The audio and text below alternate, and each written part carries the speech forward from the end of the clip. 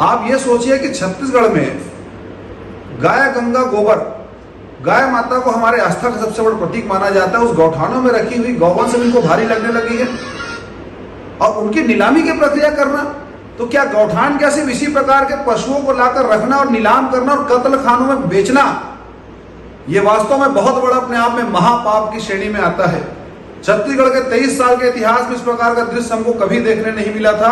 आपने गौठान बनाया, गौवंश को रखा, अपनी ब्रांडिंग की और उसके बाद इस प्रकार से निविदा निकालकर अब नीलाम कर रहे हैं। प्रदेश में लगभग 10,000 से ज्यादा गौठान बनाए गए हैं। क्या प्रत्येक जिलों में इसी प्रकार की स्थिति है? यह स्पष्ट जवाब हमको सरकार से चाहिए। गौवंश को इस प्रकार से नीलाम करना, स्पष्ट रूप से कसाईयों के हाथों में आप कत्लगाह को बेचने का एक बड़ा साजिश कर रहे हैं। कौन कौन लोग इसमें लिप्त हैं, कितना कमीशन मिल रहा है और हिंदू धर्म के पूरी तरह से हमारी भावनाओं को आहत करने वाला विषय है, किसानों की भावनाओं को आहत करने वाला विषय है।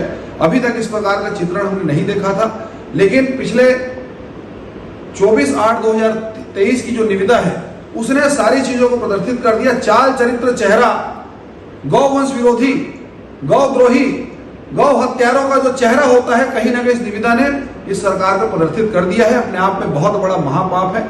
सरकार इस निविदा पर तत्काल रोक लगाए। और जो लाइन है मैं फिर से उसको दोहरा रहा हूं, कंडिका क्रमांक 3, आरक्षित मूल्य से कम मूल्य में निविदा स्वीकार नहीं की जाएगी, परंतु आयुक्त महोदय के विवेक से ऐसा प्रतीत होता है कि आरक्षित मूल्य में कम दामों में भी बोली लगाई जा सकती है।